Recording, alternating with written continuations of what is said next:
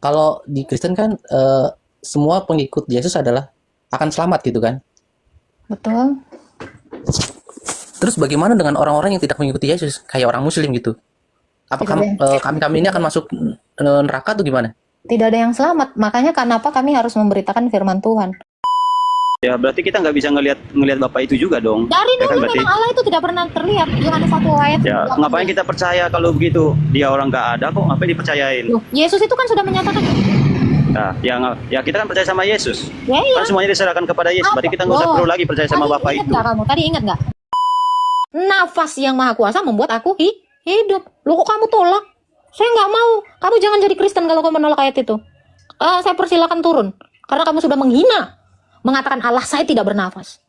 Kamu mengatakan Allah saya mati berarti. Shalom Bapak Ibu, saudara-saudari terkasih.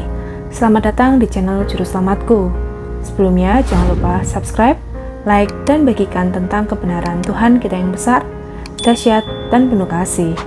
Pembahasan kali ini akan disampaikan oleh apologet Kristen yang sangat luar biasa, yaitu Saudari Agatha.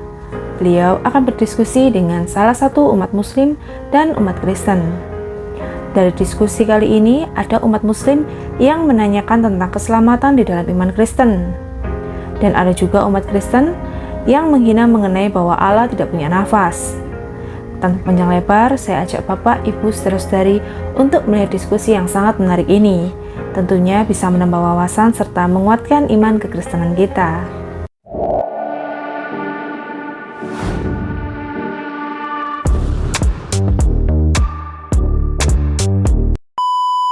Oke lah, tenekkan ya.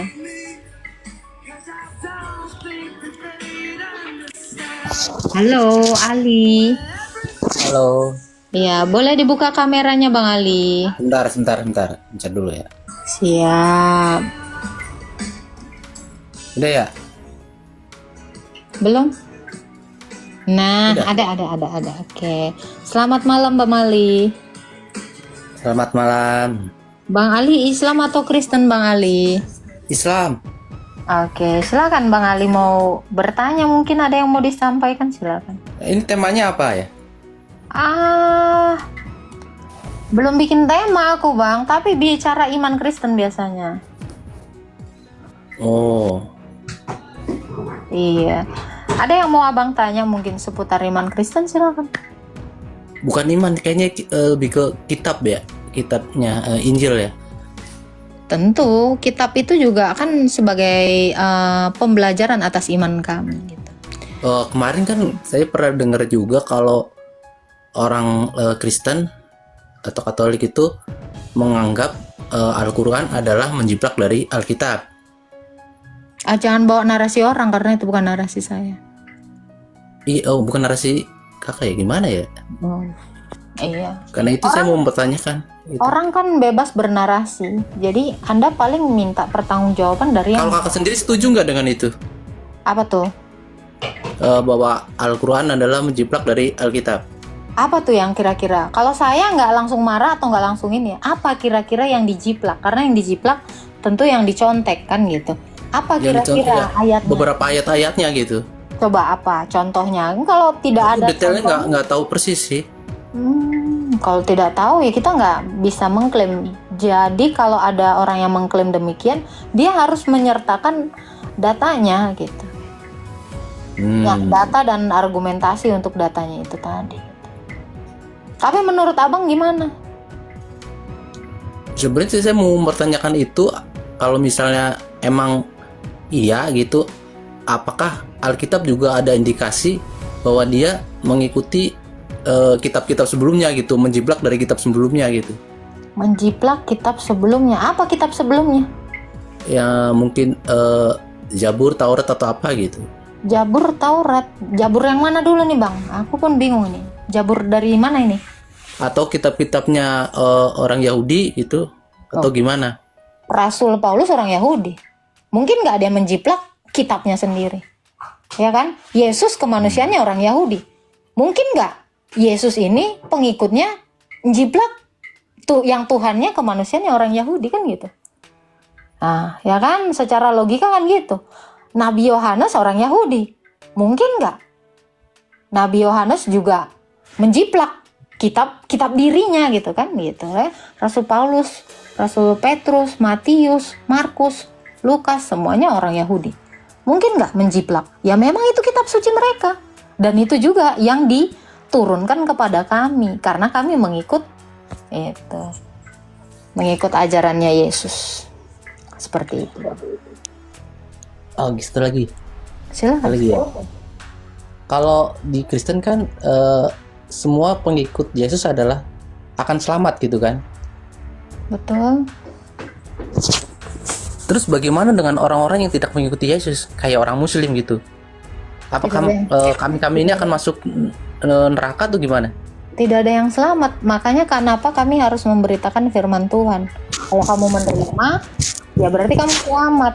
Kalau kamu menolak, artinya kalian sendiri yang secara langsung menolak surga itu. Kalau ikut Yesus sudah pasti ke surga. Ini kan udah ditawarkan kepada segala bangsa. Makanya dari dulu rasul-rasul itu menginjili ke seluruh bangsa. Menawarkan mereka, inilah keselamatan itu gitu. Nah, orang yang seperti abang nih, misal kita sudah beritakan keselamatan itu hanya ada di dalam Yesus. Dengan barang buktinya gitu, dengan segala saksi dan bukti gitu. Tapi abang menolak, ya berarti abang sendiri yang menolak keselamatan.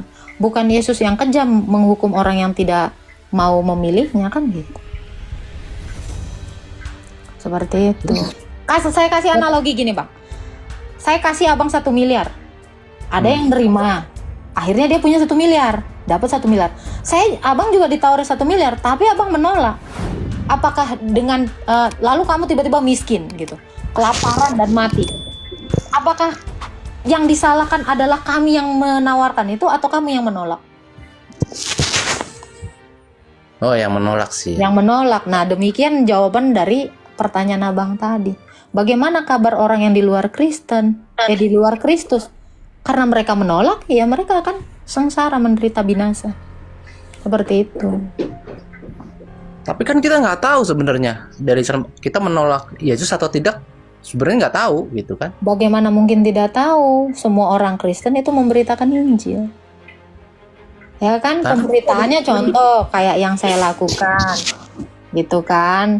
Ya kan? Dan orang-orang Kristen itu dengan kebaikannya, bahkan dia tidak berapologetika, tapi dia dengan kebaikannya orang bertanya-tanya, kok baik kali orang ini? Pasti bertanya-tanya, siapa yang mengajari kamu? Yesus. Oh. Jadi sebenarnya semua orang itu diajarkan Injil. Semua orang Kristen itu mengajarkan Injil, kebaikan, mengampuni, memaafkan, tidak membalas. Itu ajaran Yesus. Itu sebenarnya pemberitaan ajarannya Yesus. Cuman orangnya menolak gitu. Semua orang pasti tertarik. Dan kalaupun gini ya bang, seandainya pun tidak adalah orang yang menginjili, kita semua diberi akal untuk mencari tahu gitu. Setelah mati, siapa yang bisa membawa saya ke sorga? Kalau tidak yang pernah ke sorga, kan gitu. Secara logika kan seperti itu. Tapi kan, gimana? Ini kan dari keyakinan Kristen kan. Ketika saya nanya ke agama saya Islam, itu juga sama. Apanya tuh? Bahwa orang selain Islam itu akan masuk neraka gitu. Oke. Satu contoh orang Islam yang mati masuk neraka dan dia bangkit memberitakan neraka itu. Satu orang Islam yang mati dan bangkit masuk surga, lalu dia bangkit lagi memberitakan surga itu. Itu kan logisnya. Logikanya kan seperti itu. Nggak apa-apa semua orang mengklaim Tuhan dia akan memasukkan ke surga, membangkitkan dan memasukkan ke surga. Nah, buktinya dulu gitu bang, maksud saya. Tuhan Yesus jelas sengaja dia mati. Lalu dia turun ke dunia orang mati dan memberitakan bahwa dunia orang mati seperti ini dan surga itu seperti ini, sebab dia sudah dari sana.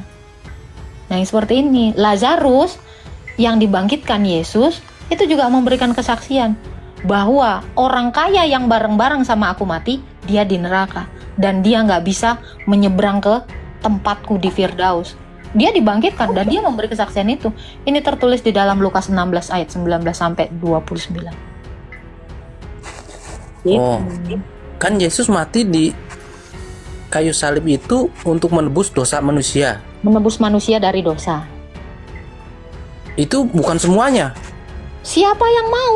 Abang mau nggak? Kalau abang mau, dosa abang diampuni semuanya. Dan abang akan dibangkitkan serta akan masukkan ke sorga. Caranya gimana? Mau atau enggaknya? Lah kamu menerima baptisan. Kamu harus dibaptis dan mengikuti apa yang dia ajarkan, seperti yang dilakukan orang-orang Kristen, melakukan sakramen baptisan itu, lalu melakukan sakramen kurban atau ekaristi. Gitu. Tapi setidaknya kita menggunakan logika dulu sih, Bang. Seperti itu. Kalau saya pikir ini malah Tuhan Yesus ya untuk semua umat gitu, siapapun. Iya, siapapun yang mau. Kalau nolak kan gimana? Tadi contoh, semua orang dikasih 1 miliar, semua orang. Ada yang nolak, kan dia akhirnya apa? Nggak punya uang, kelaparan, mati kan? Itu. Semua orang memang dikasih, termasuk abang. Abang menolak, ya gimana caranya abang mau dapat 1 miliar? Nggak lah, aku nggak mau gitu kan. Ini loh. Ya toh, logikanya kan gitu. Memang betul untuk semua bangsa, untuk semua orang. Tapi ada yang nggak mau meninggalkan keselamatan itu, meninggalkan 1 miliar itu. Ujung-ujungnya ya, kamu nggak makan, laparan, gitu. Cobalah direnungkan. Ntar dulu, ini nggak ada orang Islam yang komen ya? Ada itu si Asman, ajaran sesat katanya. Banyak. Yang Muslim itu banyak di bawah. Gitu. Nah itu tadi Bang, yang harus abang pikirkan adalah ketika semua Tuhan mengaku sebagai pencipta, pemberi kebangkitan, keselamatan, buktinya dulu. Gitu loh. Ya kan? Masalahnya belum ada yang mati bangkit memberitakan neraka seperti ini. Belum ada yang mati bangkit memberitakan surga seperti ini. Kalau di dalam iman Kristen udah jelas.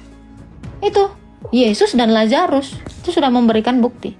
Karena mereka keluar dari dunia orang mati. Gitu.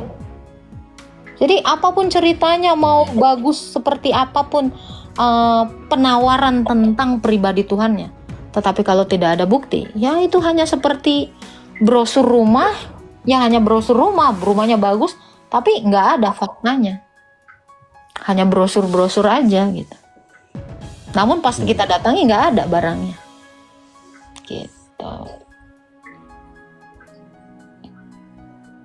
Di Al-Qur'an ada yang komen nih, di Al-Qur'an itu tidak ada keselamatan. Emang iya? Kayaknya hampir sama dah itu. Anggaplah sama semua dalam iman ada keselamatan. Tapi yang bisa membuktikan itu yang penting. Kayak contoh ya Bang ya. Kalau kita selamat, masuk sorga gitu. Ibarat kata abang ditawarkan perjalanan ke Jepang. Tapi yang menawarkan perjalanan ke Jepang ini, dia nggak tahu Jepang di mana. Nyasar nggak kira-kira? Ya, nyasar. Nah, ada orang yang menawarkan sorga, tapi dia belum pernah masuk sorga. Bisa nyampe nggak ke sorga? Iya, karena Yesus dari sorga, setelah naik ke sorga, dia tahu jalan menuju ke sana. Makanya dikatakan, akulah jalan. Sebab dialah yang menjadi guide kita, penuntun kita. Akulah kebenaran. Sebab dia adalah yang satu-satunya benar. Karena kebenaran itu mutlak, satu. Akulah hidup. Berarti dialah tujuan hidup itu. Jadi dia jalan, dia kebenaran, dan dia tujuan hidup itu. Yaitu hidup. Akulah jalan dan kebenaran dan hidup. Itu. Dialah harapan itu. Karena hidup adalah harapan semua manusia yang menuhankan sesembahan. Jadi dia pengharapan semua manusia. Dialah jalan menuju kepada pengharapan itu. Yaitu hidup yang kekal. Gitu Bang. Oke Kak, maaf Kak, kayaknya ada telepon masuk, aku keluar dulu ya, nanti aku sambung lagi. Siap. Ya. Tuhan berkati Bang Ali. Oke, seperti itu ya teman-teman ya. Itu adalah apa ya aku bilang, analogi-analogi simple yang kalian itu bisa pahami ini gitu ya. Jadi mau kayak gimana pun mengaku A, B, C, D yang bagus-bagus seperti ini, tapi kalau belum ada barang bukti, Sama seperti kamu mau membeli rumah, kamu baru nemu brosurnya aja, belum melihat nyata asli dari rumah itu. Ya, siapa tahu tidak sesuai ekspektasi. Halo Elias.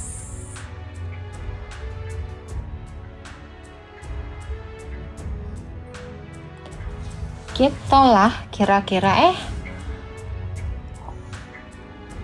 Tadi udah dinaikin, kok nggak naik-naik? Tadi udah aku naikin loh, kok nggak naik-naik? Ih, dombanya lucu, domba menari. Apa perlu aku panggilkan Bang Nur Alim lagi nih?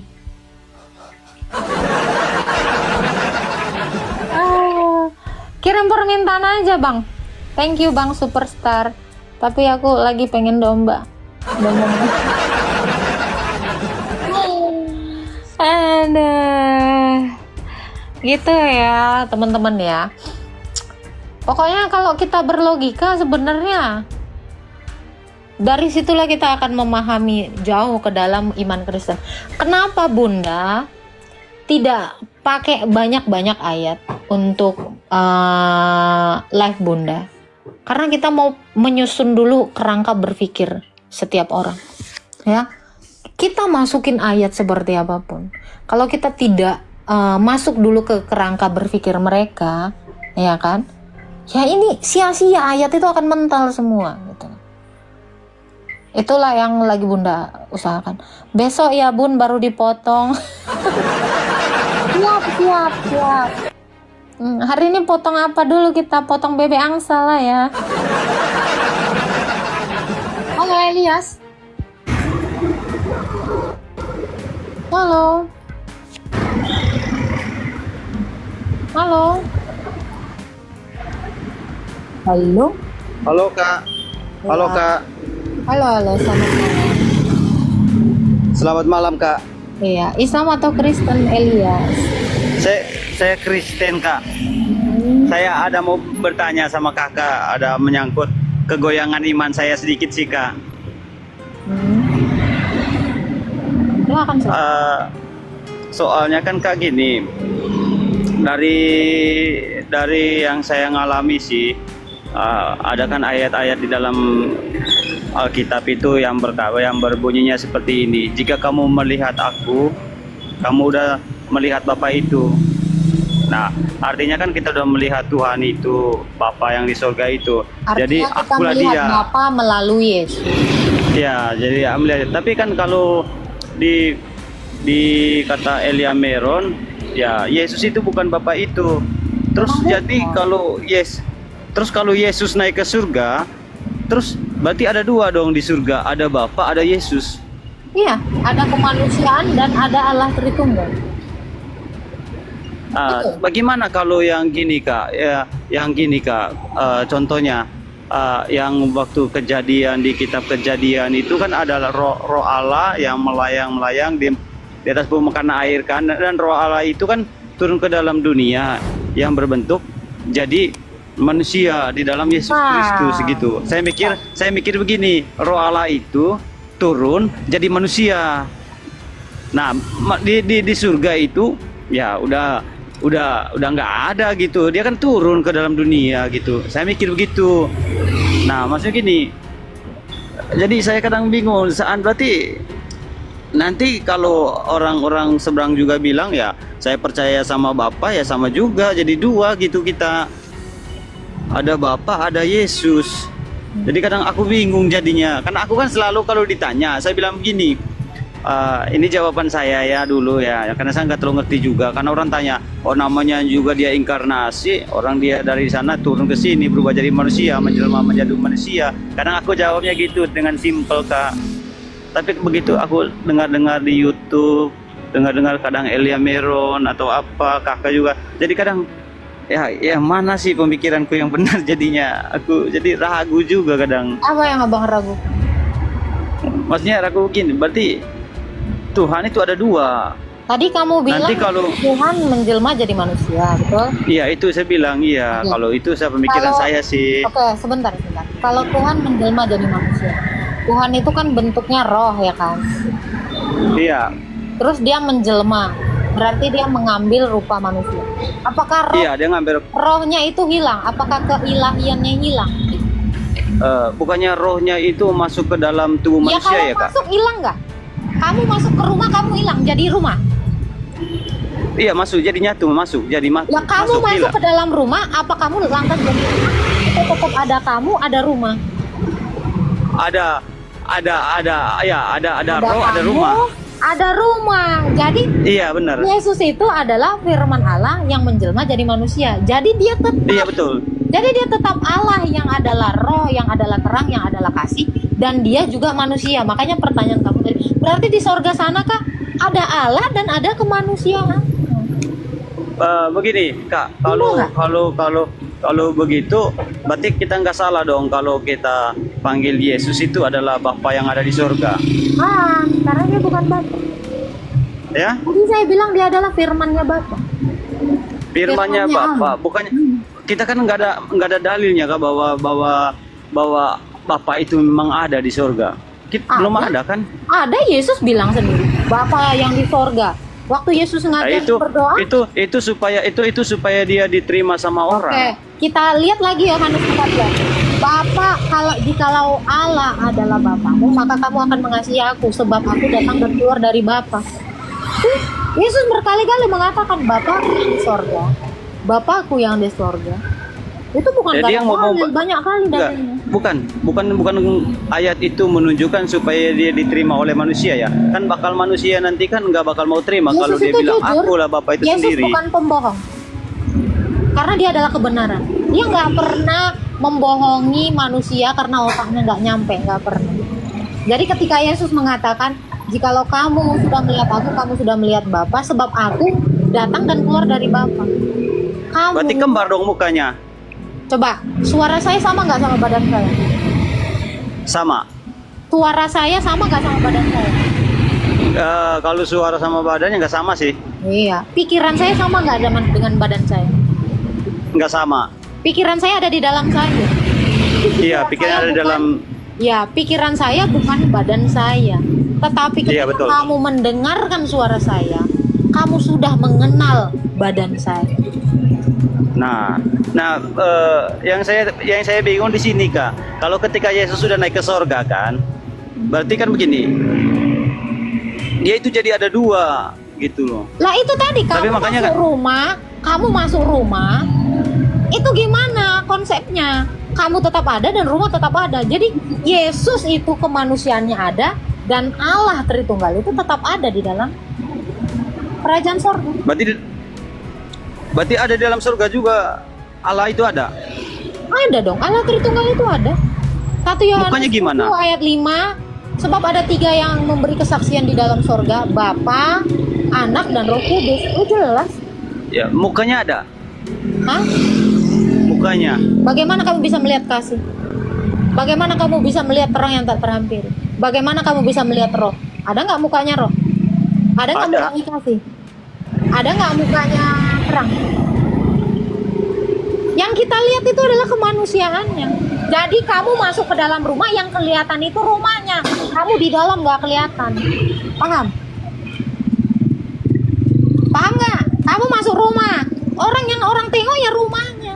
Yang orang tengok di surga nanti itu adalah kemanusiaannya. Nggak ilahinya nggak akan bisa kita lihat sampai kapan.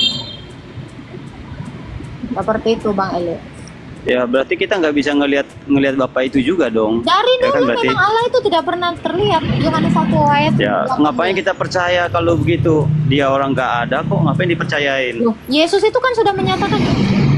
Nah, ya kita kan percaya sama Yesus. Ya iya. Kan semuanya diserahkan kepada Yesus. Apa? Berarti kita nggak usah Loh. perlu lagi percaya sama Tadi Bapak ingat itu. nggak kamu? Tadi ingat nggak? Dia firman Allah. Firman Allah jadi manusia. Apakah Allah itu berubah dari dirinya?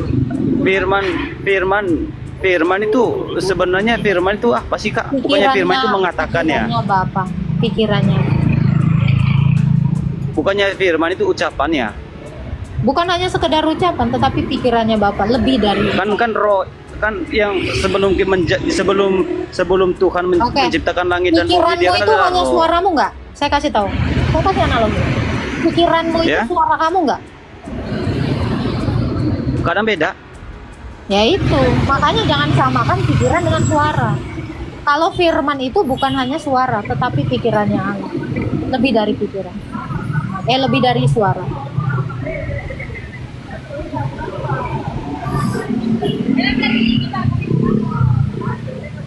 Karena tanpa Aduh, kadang bersuara bingung pun juga kamu, ya. tanpa bersuara pun kamu bisa menyatakan siapa namamu, Eli. Iya sih.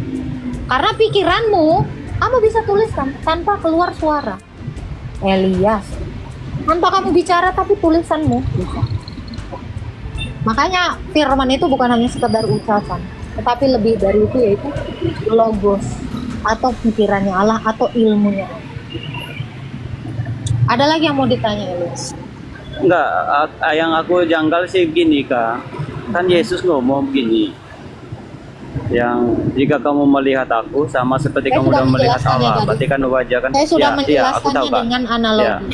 Sekarang saya tanya, Ya, kalau terus- kamu bingung, terus kamu mau mencari Tuhan yang kayak gimana lagi? Saya tanya. Ya kalau aku sih begini sih, percayaan satu. Ya aku udah percaya Yesus, percaya dia adalah Bapa sang pencipta langit dan bumi. Dalilnya Tapi kan mana? bentrok Dalilnya sama mana? Dalilnya Hah? yang mana? Dia yang mengatakan dia adalah Bapa. begini. Karena dia adalah roh Allah yang melayang-layang di atas permukaan Bukan. air, yang turun menjadi Firman manusia. itu jadi manusia, bukan roh Allah yang jadi manusia. Gak ada dalil. Roh Allah yang menjadi manusia. Mana Begini, dalilnya? kalau Roh Kudus itu Roh Kudus. Nafasnya Allah. Ayub Saya nggak tahu 33 ayatnya. ayat 4. Ayub 33 Allah ayat nggak punya nafas. Allah nggak punya nafas. Allah nggak Lalu punya bagaimana nafas, dia setahu memberi saya. nafas kalau Allah nggak punya nafas? Ya karena dia sang pencipta. Kamu baca dulu. Ayub. Gini 33 Kak, ayat 4. gini. Kita nggak usah gini. Kita nggak usah lari ke. Dasar saya ayat. Saya tidak pernah menarasikan di luar dari apa yang diajarkan Nabi. Kalau kamu nggak mengakui Allah punya nafas, lo itu kejadian dikatakan Allah meniupkan nafasnya, rohnya kepada Adam. Lo kok kamu nolak Yesus punya nafas, Allah punya nafas? Dalil itu. Ayub 33 ayat 4. Roh Allah telah membuat aku hidup. Nafas yang maha kuasa membuat aku hidup. Lo kok kamu tolak? Saya nggak mau. Kamu jangan jadi Kristen kalau kamu menolak ayat itu. Saya persilakan turun. Karena kamu sudah menghina. Mengatakan Allah saya tidak bernafas. Kamu mengatakan Allah saya mati berarti. Saya tidak tahan dengan orang yang menolak ayat. Kalau kamu menolak ayat, kamu cari agama yang lain. Saya tidak suka itu. Ya, maaf saya keluarkan. Tadi ceritamu mau sebentar. Kalau kamu mau bingung pindah agama silakan. Tapi sekali kamu menolak Allah itu punya roh, mohon maaf, kamu penista agama saya. Kamu bukan Kristen. Ya, saya tegas untuk ini. Ya, begitulah penjelasan dari Saudari Agatha. Bagaimana menurut pendapat Bapak, Ibu, saudara-saudari sekalian setelah melihat video tersebut? Tentu kita semua pasti merasa terberkati dan juga menambah wawasan tentang juru selamat kita, yaitu Tuhan Yesus Kristus. Mari kita sama-sama belajar terus tentang kebesaran dan kebenaran Tuhan Yesus melalui video-video selanjutnya. Shalom dan Tuhan Yesus memberkati.